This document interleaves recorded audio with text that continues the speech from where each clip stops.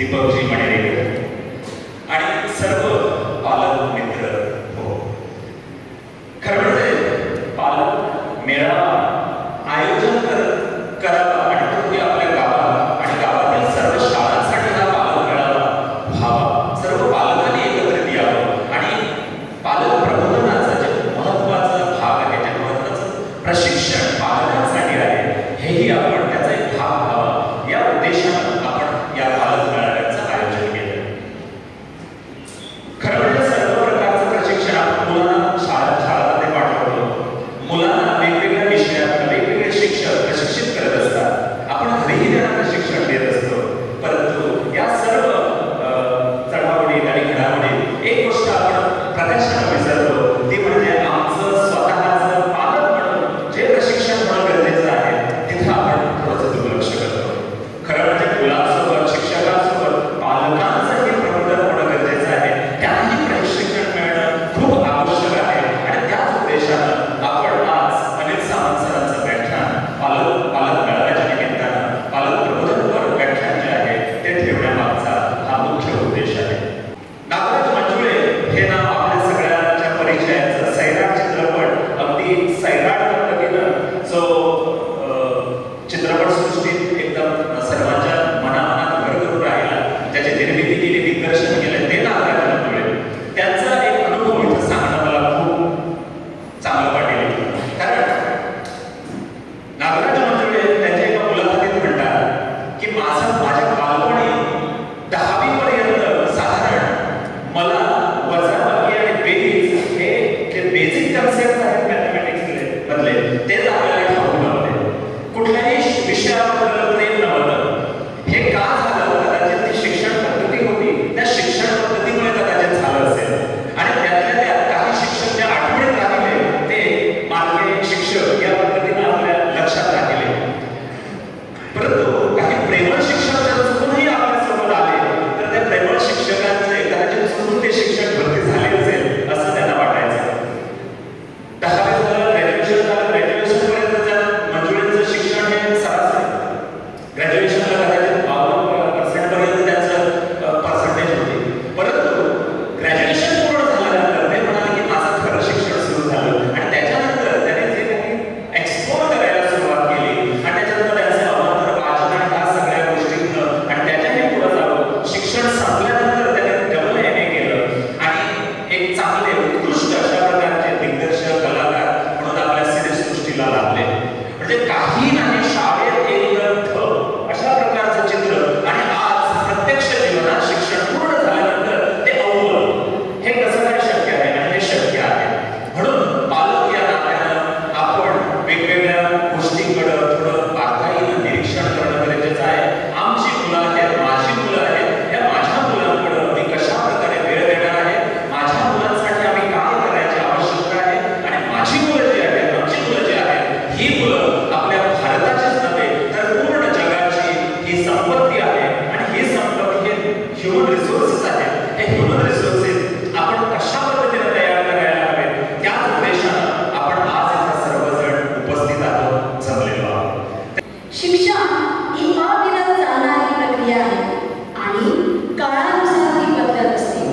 आपले ज्ञान अद्ययावत ठेवण्यासाठी आणि शिक्षणाबद्दलचा नवीन दृष्टिकोन समजून देण्यासाठी आज केरी शाळा समूहातर्फे या खास पालक मेळाव्याचे आयोजन केले आहे. अतिथी देवो भव या उक्तीप्रमाणे आपल्याकडे आलेल्या अतिथीचे यथोचित स्वागत करणे ही आपली संस्कृती आहे. आजच्या कार्यक्रमासाठी प्रमुख पाहुणे म्हणून आपलेले आदरणीय प्राचार्य श्री अनिल गजानन सावंत सर या कर्तृत्ववान व्यक्तीकडून आपल्याला बरेच काही शिकायला मिळणार आहे.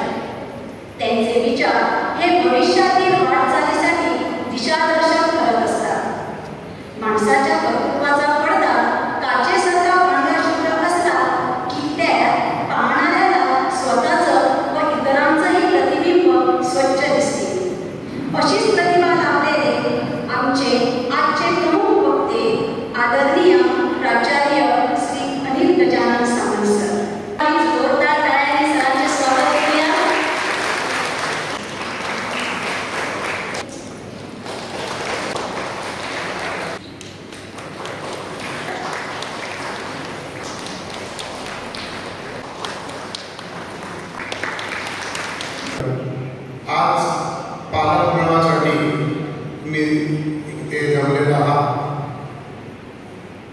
अनिल सामंत सर हे प्रमुख पाहुणे म्हणून लागलेले आहेत. ते तुम्हाला मार्गदर्शन करतीलच, पण तिन्ही शाळा एकत्र येऊन, पालक एकत्र येऊन जो व्यायाम करतात, त्या व्यायामातून काहीतरी आपल्या मुलासाठी कसं भवितव्य घडवणं, कशा पद्धतीनं त्यांना शिक्षण देणं हे सर तुम्हाला सांगतीलच. आजच्या या पालक मेळाव्याला मी तुमचं स्वागत करतो. तुम्ही फक्त ते जाता तिथल्या मेलिंग करपाचे. वन्स तुमचे कन्सेंट फॉर्म आमच्याकडे येयले की then we are going to create the APAAR ID. ते प्रोसेस ऑलरेडी आम्ही स्टार्ट केलेले आसा. So main 6th standard and 9th standard we have started the national education policy. So preferably आम्ही 9th and 6th and बाकीचे जे classes आसा ते throughout आम्ही कंटिन्यू करतले. So primary, not only primary तर नर्सरी पासून सगळे प्ले स्कूलापासून सगळ्या भुरग्यांक हे अपार आयडी क्रिएट करपाचे इम्पॉर्टंट आसा. So that is going to start very soon and throughout मागीर ते कंटिन्यू जातले. सो जो भुरगो आतां कॉलेजींत पावतलो, फुडें पीजी करतलो, पोस्ट ग्रॅज्युएशन करतलो किंवा आनी कितें रिसर्च करतलो, एज अ स्टुडंट म्हणून तो युनीक आयडी तेजो थ्रूआउट उरतलो, तो सेम आसतलो. सो तेजे फायदे कितें आसा? सो ते 12 डिजीट कोड जो आसा तो तुमचो सगळो डेटा जो भुरग्याचो एज अ स्टुडंट म्हणून डेटा आसतलो तो सगळो स्टोर जातलो आनी तो डेटा जो आसा तो फुडें जे तो एज्युकेशन घेतलो पळय ते एकेडमिक क्रेडीट म्हणून ते एड जायत रावतले. सो फॉर डिग्री सपोज तो घेता फुडें कितें बॅचलर ऑफ आर्ट्स करता, बॅचलर ऑफ कॉमर्स करता जाल्यार थंय सुद्दां ते डिटेल्स कॅरी फॉरवर्ड जातले. डिप्लोमा करता, कसले सर्टिफिकेट मेळ्ळा, कसलो कोर्स केला त्या भुरग्याक, कसलो कम्युनिकेशन कोर्स केला, कसल्या स्पोर्ट्सान तो बरो आसा, ते सगळे थंय एड जातले. So it is like a profile of a child. Profile as a student म्हणजे सगळी प्रोफायल क्रिएट जातली. परत परत तुमकां ते documents everywhere you may not have to take. They may ask you the physical form, but तेचो एक profile create जातलो भुरग्याचो आनी तो एक डिजी लॉकर सिस्टमान तो एड जातलो. सन्माननीय पालक, ज्या क्षणाची आपण एका जातकाप्रमाणे वाट पाहत आहोत ते म्हणजे आदरणीय श्री अनिल सामंत सरांचं प्रबोधन. अशा या दोन व्यक्तींचे विचार ऐकण्यास आमचे काम खचितच उत्सुक झालेले आहे. मी आदरणीय सामंत सरांना विनंती करते की आपल्या दोन विचारांनी त्यांनी आमच्या कार्यक्रमास उपस्थित असलेल्या पालक व शिक्षक वर्गाला संबोधित करावे.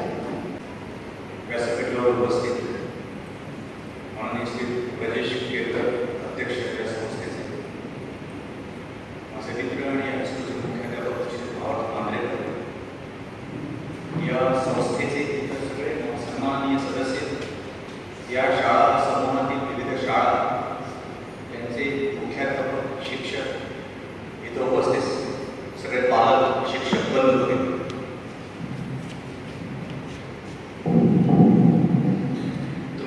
आज या ठिकाणी आलेला तर मला कल्पना आहे की तुम्ही माझं भाषण ऐकण्यासाठी आलेला. तुमच्या मनामध्ये एकच विचार आहे की आपली जी मुलं शाळेमध्ये जातात ती उत्तम मुलं कशी होती. सर्वात सगळ्या बाजू पूर्वी मी किंवा माझं मूल कसं व्हायला पाहिजे हे सांगणारं एक गाणं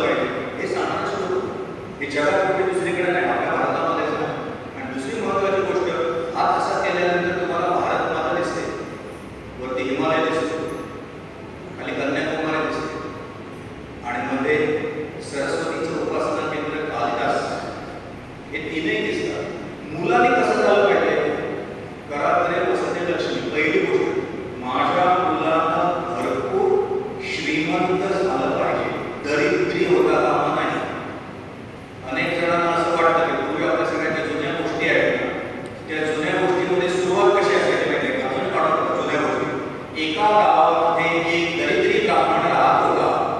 अशी पहिली सुरू दरिद्री असलं पाहिजे. आपल्याकडे तुम्ही सगळे कृष्ण दरिद्री नव्हता, राजा होता, राम राजा होता. तर माझी मुलं श्रीमंत झाले पाहिजे. एक दुसरं घरामध्ये सरस्वती. नुसती श्रीमंती उपयोगाची नाही. तुम्ही घरून बघा, मी पूर्वी हरमनमध्ये राहायला होतो. हरमनमध्ये मी 4 वर्ष शिकलो. मी ज्या वाड्यावर राहायला होतो तिथं दारिद्र्यातलं दारिद्र्य, मी त्या वाड्याचं नाव सांगतो, दारिद्र्यातलं दारिद्र्य तिथं मी वाढलो. म्हणजे असं की गोकुळाष्टमीला आमच्या शेजारच्या घरामध्ये खीर केली होती. त्या मुलाला हातात आम्हालाही वाटत काय किती वेळा तुम्हाला नको, पण आम्ही तुला मागितल्यानंतर ज्यावेळेस दिलं त्यावेळेस लक्षात आलं की त्याच्यामध्ये साखर नव्हती. म्हणजे गोकुळाष्टमीला खीर तयार करताना त्याच्यामध्ये घालायला साखर नाही. इतकं दारिद्र्य होतं मी बघितलेलं मी तुम्हाला सांगतो. आज तिथं मी जर गेलो तर मी हरमनमध्ये आहे की रोममध्ये आहे समजत असं सगळं लखलखीत सगळं इंद्राची राजधानी असं कसं आहे. परंतु तुम्हाला सांगतो तिथं झोपड्या होत्या, तिथं मोडलेली घरं होती. तिथं आता प्रत्येक घरावर अशा प्रकारे 2 मजली 3 मजली सगळे 20 लोक सगळे राहताना दिसतात. पण मला ही गोष्ट माहिती आहे की ज्या मित्रांबरोबर मी शिकलो आणि ज्यांची घरं पूर्वी दरिद्री होती त्या घरामध्ये प्रचंड अशा प्रकारची व्यसन सगळीकडे शिरलेली आहे. मध्यंतरी मी एका मराठी संमेलनाच्या निमित्ताने एका गावाचं नाव घेतलं. तिथं मला आमचे काही शिक्षक मित्र म्हणाले की आमच्या या गावातील इकडे राहणाऱ्या घरामध्ये मुली द्यायला आपण बघत नाही. कारण का ड्रग्समध्ये सगळी मुलं अडकलेली आहेत. मला काय सांगायचं आहे, मला हे सांगायचं आहे की दारिद्र्य श्रीमंती आली, दारिद्र्य गेलं आज श्रीमंती आली, वस्तूंची श्रीमंती आली, परंतु गुणाचं दारिद्र्य हे आपल्याला अपेक्षित नाही. म्हणून घरात वसते लक्ष्मी, घरामध्ये सरस्वती. आपली मुलं म्हणून कधी मुलांना तू श्रीमंत हो, मी कोण होणार, मी RTO इन्स्पेक्टर होणार, हे स्वप्न मुलाला देऊ नका. हे स्वप्न मुलाला देऊ नका. श्रीमंती बरोबर ज्ञान चांगलं मिळालं पाहिजे. म्हणून सरस्वतीची उपासना. मी काय सांगतोय, तुम्ही आलेला तर पहिली गोष्ट आई वडिलांना आणि शिक्षकांना माहित असते माझा मुलगा कसा झाला पाहिजे. एका बाजूला भरपूर श्रीमंत पैसे झालाच पाहिजे, दुसऱ्या बाजूला सरस्वतीची उपासना झाली पाहिजे. जीवन सरस आणि सुरस करते ती सरस्वती. ज्ञान मिळवलं पाहिजे. पण इतकंही उपयोगाचं नाही. आणखी एक गोष्ट आपल्या मुलांना आली पाहिजे जी सध्या पूर्वी आपल्या घरात होती ती नाही. म्हणून मी तुम्हाला सांगतो, एक श्रीमंती आली, लक्ष्मी आली, सरस्वती आली का ते बघावं. काही वेळा लक्ष्मी आली, सरस्वती आली, पण एक गोष्ट आली नाही. ती कुठली? परम गोविंद प्रभाते करदर्शन. गोविंद म्हणजे आनंद. माझ्या घरामध्ये ईश्वराची उपासना काय होते का? तुम्ही आठवण घराकडे वसते लक्ष्मी सकाळच्या वेळी आणि शुभम करतो कल्याण आरोग्य धनसंपदा संध्याकाळच्या वेळी. किती आपल्या घरामध्ये सकाळ आणि संध्याकाळी घरातली फुलं बसतो. सगळं मला आठवतं आम्ही पूर्वीच्या वेळी अक्षर राहायचो त्यावेळी शुभम करते म्हटल्यानंतर घरातल्या मोठ्या माणसांना प्रत्येकाला नाही नमस्कार करता, आजी नमस्कार करता आणि ती डोक्यावर वाटतं बरे जा म्हणायचं. मला तर महत्वाचं असं वाटतं की अलीकडे किती घरामध्ये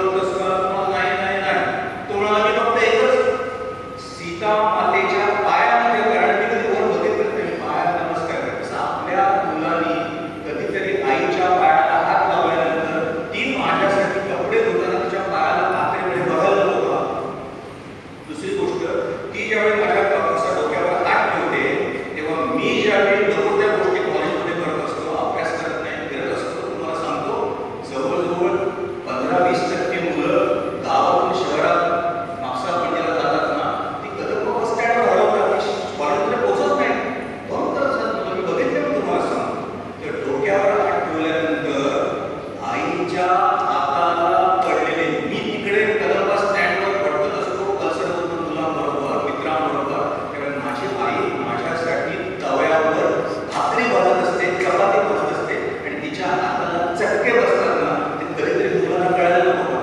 सध्या काय परिस्थिती झाली का?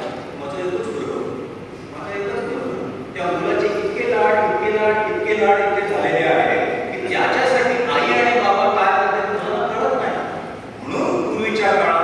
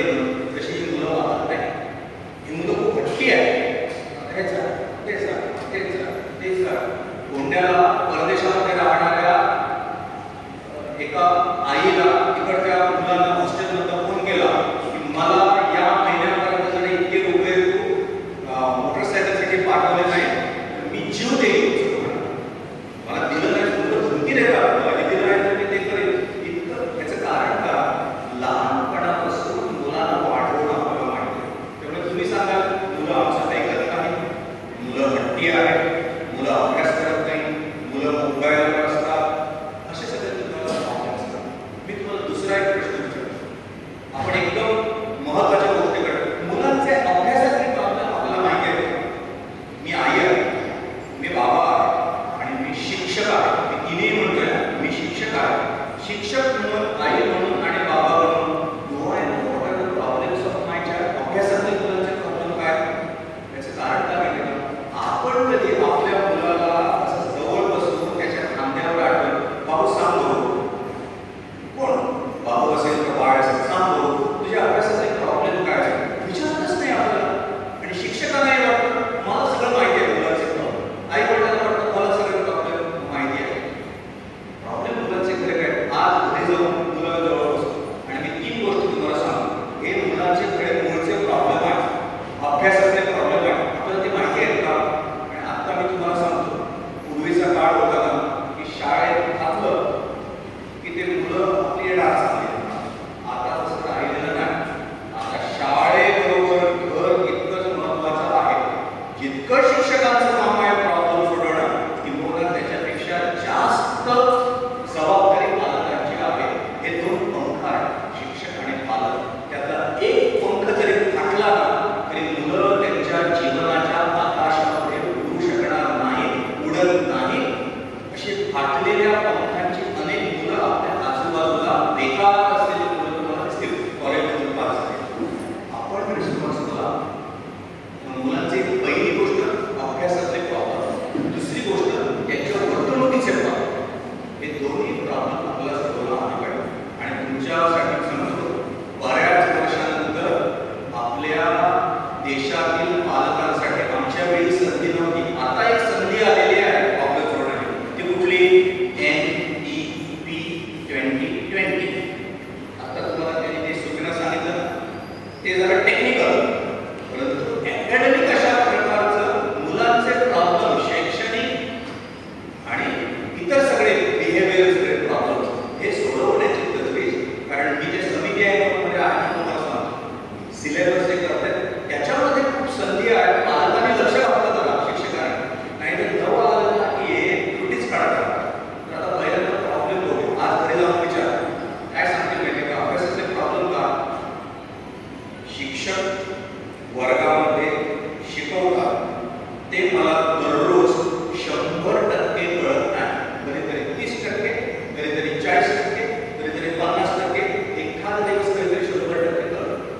परंतु हे गणित आहे, हे हिस्ट्री आहे, भूगोल आहे, मला दररोज सगळं 100% कळत नाही. असा 90% मुलांचा, 1% मुलं असतात ती ब्रिलियंट असतात, ऐकू त्यांचं. मला प्रश्न असा आहे, हा प्रॉब्लेम मला माहिती आहे का? I can't understand. मला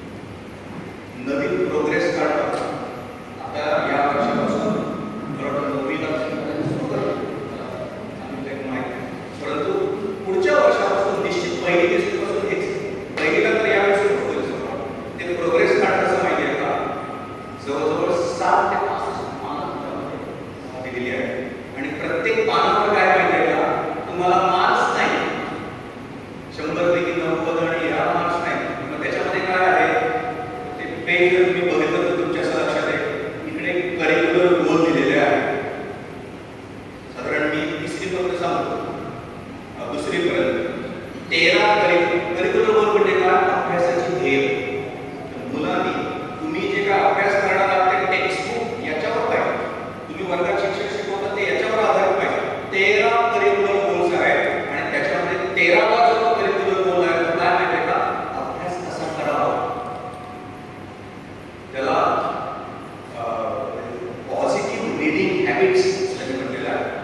त्यामुळे हा खूप महत्त्वाचा आहे. याच्या आधी अभ्यास कसा करावा हे नव्हतं त्याच्यामध्ये, आणि त्यामुळे तुमच्या सगळ्या टेक्स्टबुकवर काही अवलंबून नाही, वेगवेगळ्या ऍक्टिव्हिटीज ज्या होतील त्या खूप महत्त्वाच्या आहेत. आता मी काय सांगतो जर नीट लक्षात ठेवा, विशेषतः हे सरकारी शाळांमध्ये जे शिक्षक आणि पालक आलेले आहेत त्यांच्यासाठी, विशेषतः पालकांनी लक्षात ठेवा. तुम्हाला वाटतं का माझा मुलगा हुशार व्हावा, पण तुम्हाला माहिती आहे की हुशार मुलं कशी होतात ते माहिती आहे, हुशार व्हावा हे माहिती आहे, पण हुशार कशी होतात. आता या नवीन सिस्टीममध्ये त्यांनी सांगितलेलं आहे की आपल्या मुलांच्या मेंदूची वाढ आईच्या गर्भामध्ये मूल असताना सुरू होते.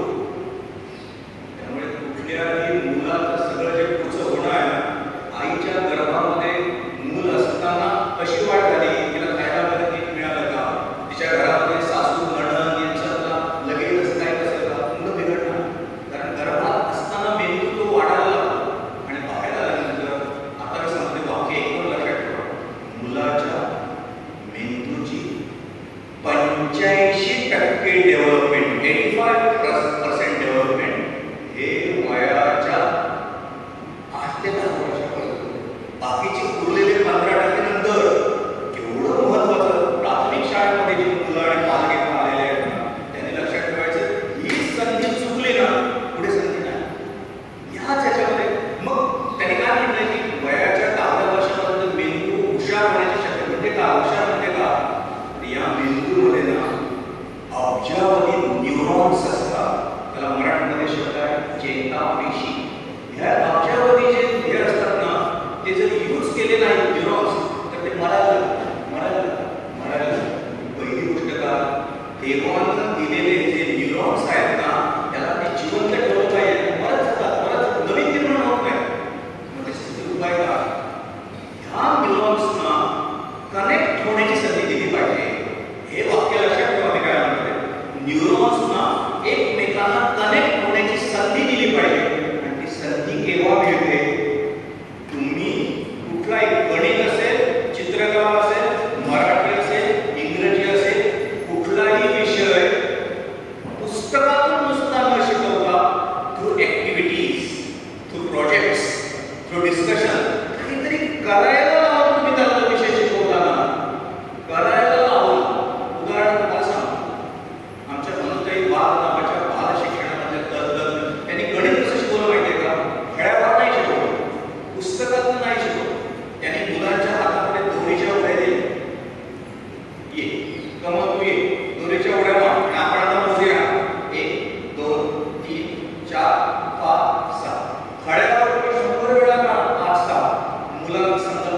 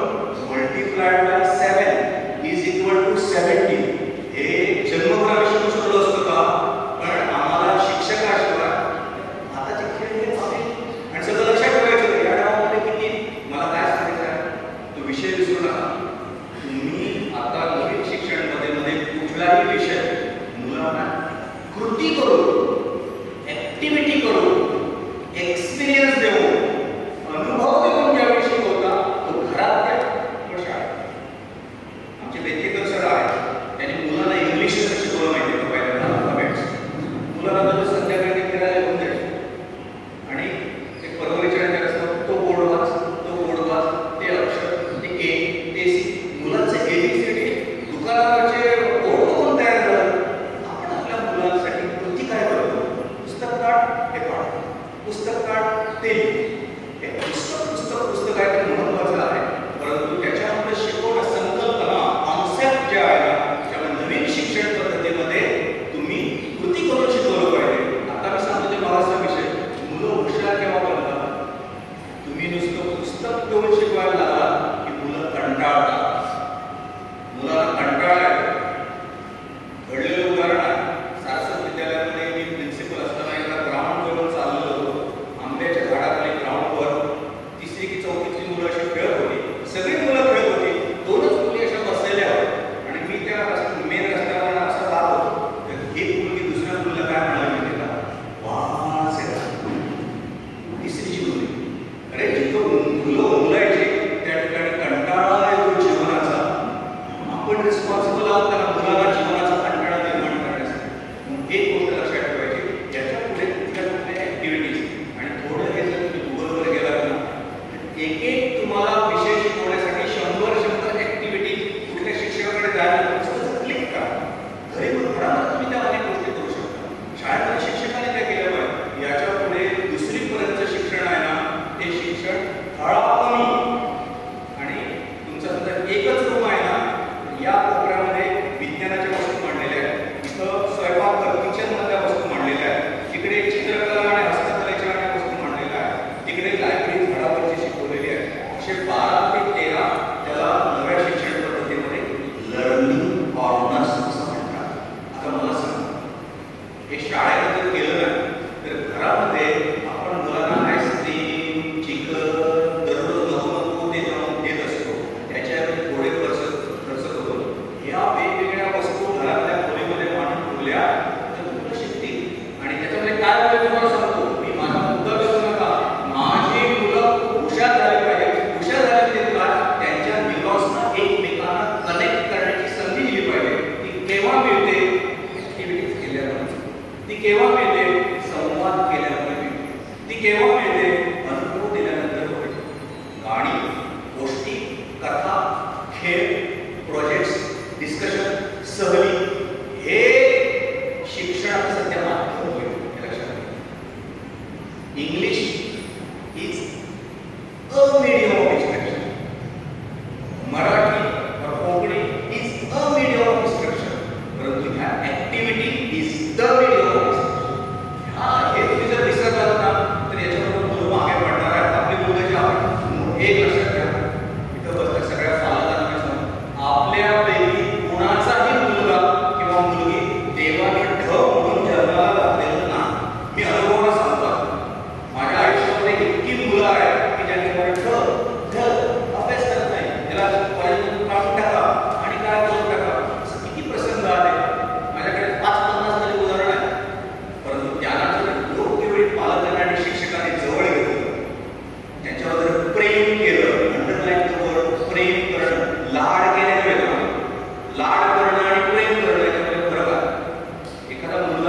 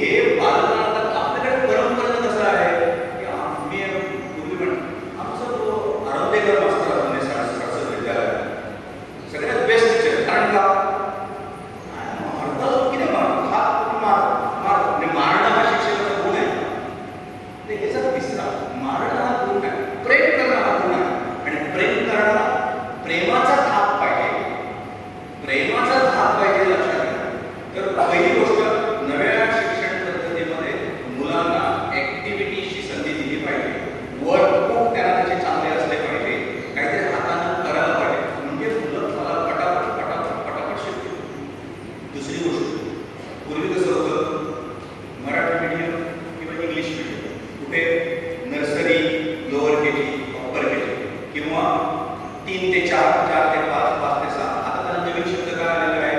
बालवाटिका 1, बालवाटिका 2, बालवाटिका 3 हे नवीन शब्द आलेले आहेत. नर्सरी, लोअर केजी आणि अप्पर केजी याच्यामध्ये आता मिनिमम 2 भाषा इथून सुरू होते. याच्यापूर्वी कसं होतं? पहिलीला इंग्लिश बोर्ड सुरू व्हायचं, पहिलीला सुरू व्हायचं. आता तसं पुढच्या वर्षापासून राहणार नाही. म्हणजे आपली मुलं ज्यांना मीडियम मराठी मातृभाषा, परंतु त्याच्याबरोबर इंग्लिश मुलं 3ऱ्या भाषेपासून सुरू करतील. लिहिण्याची भाषा नव्हे, स्पोकन. आणि त्याचं म्हणणं आहे वय वर्ष 3 ला मुलं 3 ते 4 भाषा सहज शिकू शकतात. मुंबईला मराठी, गुजराती, हिंदी, कन्नड त्या परिसरात मुलं खेळता खेळता शिकून जातात स्पोकन. म्हणून आता याच्यापुढे किमान 2 भाषा मुलांच्या सुरू होतील, हे एक लक्षात ठेवायचं. दुसरी गोष्ट, या वयोगटातील मुलांना आपण ज्या परीक्षा म्हणतो त्या नसतात. त्यामुळे त्यांचं प्रोग्रेस कार्ड कसं असेल? हा करिक्युलर कोर्स, ही कॉम्पिटन्सी तुमच्या लक्षात ठेवा बघा. 13 करिक्युलर कोर्स ते सगळ्या तुमच्या टेक्स्टबुकमध्ये आणि सगळ्या याच्यामध्ये आहेत ना, ते 13 करिक्युलर कोर्स दिलेले आहेत. ते करिक्युलर कोर्स पूर्ण करण्यासाठी 68 कॉम्पिटन्सीज, 68 अशा प्रकारच्या क्षमता मुलांमध्ये निर्माण केल्या पाहिजे. आणि जी गोष्ट आतापर्यंत नव्हती ती कुठली? ते क्षमता केल्या पाहिजे. डीएड आणि बीएड हे खूप आपलं हे सगळं व्हायचं क्षमता विकास. आता पुढे काय? हे तुम्ही जे वर्गामध्ये करतात ना, त्याच्यामध्ये तुमचं लर्निंग आउटकम काय आहे हे तुम्हाला आधी ठरवलं पाहिजे. आधी ठरवलं पाहिजे. मुलं हे बडबड घेत सुंदर रीतीनं म्हणतात, त्याला लर्निंग आउटकम म्हणतात. भाषा बोलणे ही झाली क्षमता, पण त्याच्यासाठी लर्निंग आउटकम काय? एक वाक्य स्पष्टपणे शुद्ध व्याकरणात म्हणतात, त्याला लर्निंग. अशा प्रकारच्या 68 क्षमता आणि त्याच्या लर्निंग आउटकम्स आणि सगळ्या शेवटी याच्यावर आधारित ऍक्टिव्हिटीज, लर्निंग एक्सपिरियन्सेस, त्याला मराठीमध्ये म्हणतात शैक्षणिक अनुभव, अध्ययन अनुभव. हे सगळं आपल्या लक्षात घेतलं तर याच्यापुढे आपण घरी मुलांना अभ्यासाचे प्रॉब्लेम सोडवण्यासाठी किंवा आय कॉन्ट अंडरस्टँड का होत नाही, कॉन्सन्ट्रेशन नाही. पण ज्यांच्या घरी वातावरण चांगलं आहे, नवरा आणि बायको यांची सतत भांडणं नसतात, मी म्हणतो त्याला अधोरेखित करा, भांडणं नसतात, घराघरामध्ये काय चालतं, मुलांच्या समोर सगळं काय दिसतं ते आपण बघायला पाहिजे. ह्याच्यापुढे ना आमची विद्यापीठाची जी गुजरातमध्ये शाळा आहे तिथं ऍडमिशन मिळवायचं असेल, 1 महिना आई आणि बाबा प्रशिक्षण घ्यावं. बाळाला कधी आई बाबांना सोपं असतं, पालक पूर्ण कठीण आहे. आई बाबांना सोपं आहे, पालक पूर्ण कठीण आहे. मुलांना कसं वाढवलं पाहिजे, मुलांशी कसं बोललं पाहिजे. ते म्हणून आम्हाला आमच्या आई बाबांना कोणी शिकवलं, आम्हाला कोणी शिकवलं, आम्ही नाही का मोठे झालो. तुम्ही झाला मोठे, परंतु आता मुलं ज्या प्रकारे आहेत, ज्या जे प्रॉब्लेम दिसत आहेत त्या ठिकाणी पालकांना पहिली मला जर कोणी विचारलं ना, सगळी कुठली आवश्यक, शिक्षक आणि पालक या दोघांनी मुलांशी कसं बोलावं ना, याच्या प्रशिक्षणाची खूप गरज आहे. एक घडलेलं उदाहरण सांगतो. मुष्टिपण हायस्कूल, सप्रे सरांच्या हायस्कूलमध्ये घडलेलं उदाहरण. 8वीतला मुलगा जरासा सकाळची वेळ, वडील बँकेमध्ये मॅनेजर, त्यांना घाई असते बँकेमध्ये जाण्याची. सकाळी 7:30ची वेळ, आई शिक्षिका, ती किचनमध्ये काही करत असते आणि ह्यांना टार्गेट पूर्ण करायचं असतं. इकडे जातात तिकडे जातात. ते म्हणतात म्हणजे ते गाडी करताना शेअरिंग मशीन फिरवलं, पळत ते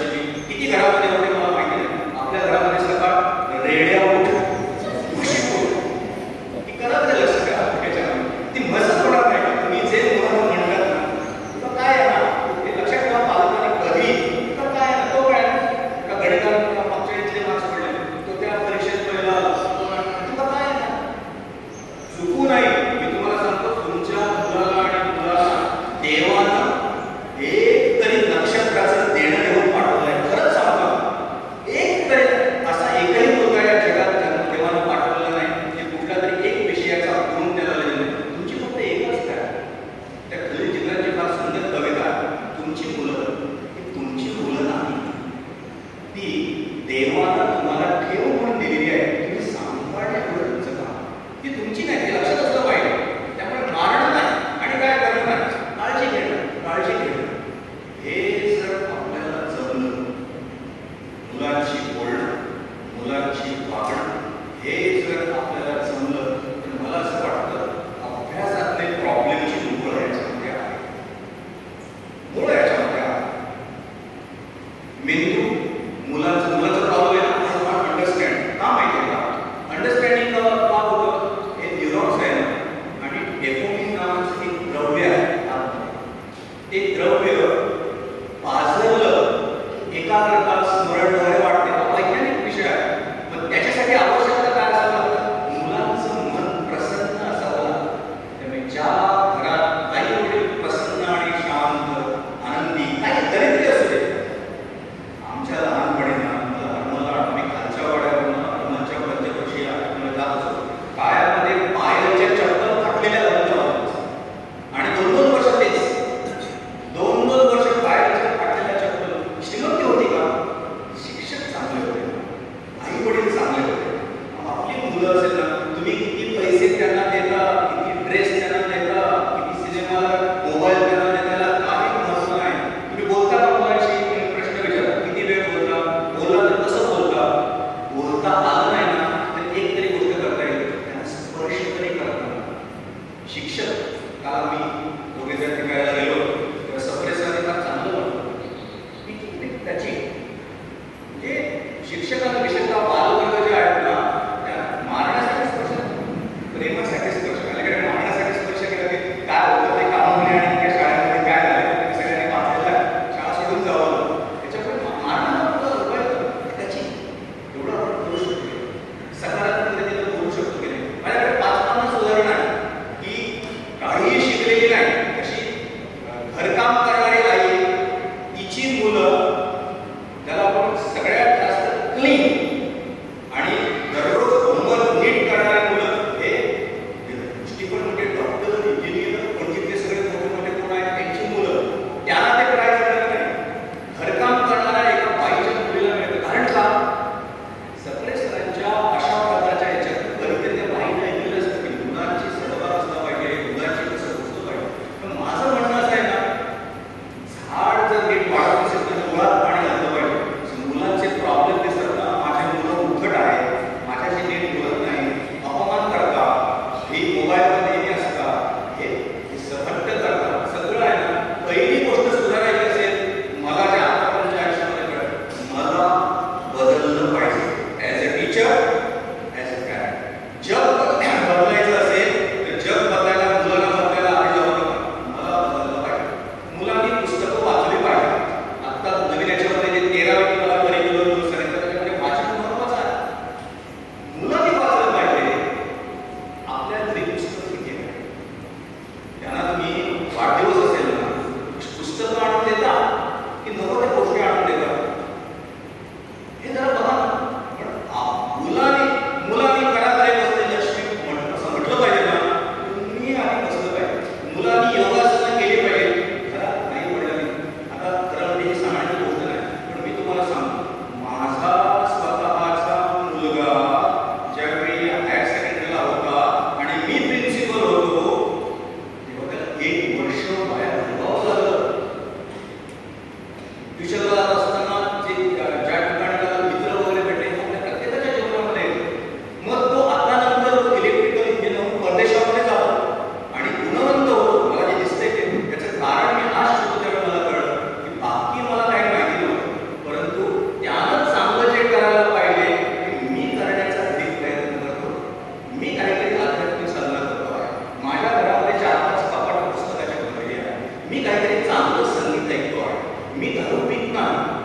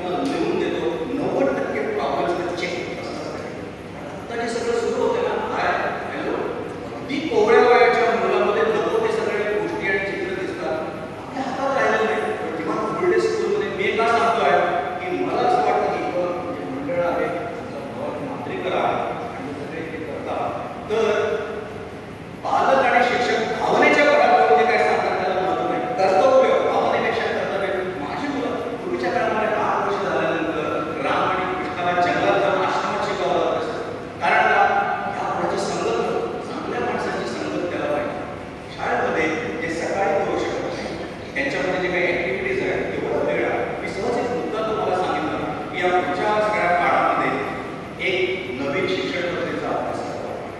2 पालक होण्यासाठी मी कसं बदललं पाहिजे, माझं बोलणं वापरणं, मला नवीन शिक्षण पद्धती आले विचार समजले पाहिजे, घरामध्ये मी काहीतरी केलं पाहिजे.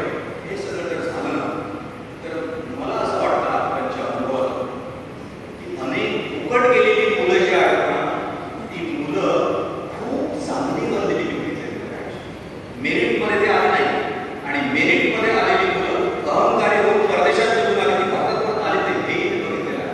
आपल्याला कसा मुलगा पाहिजे की जो आपल्या कुटुंबाला पोषू शकेल तितके पैसे मिळेल, जो गुणवंत असेल आणि जो आता मी सांगतो म्हातारा झाल्यानंतर आई आणि बाबा आता तुम्ही चला सिनेमामध्ये मी आणि बघू मी अनेकदा उदाहरण देतो की जे इंग्लिश मिडियमच्या स्कूलमध्ये KG मध्ये ड्रेस टाय घालतात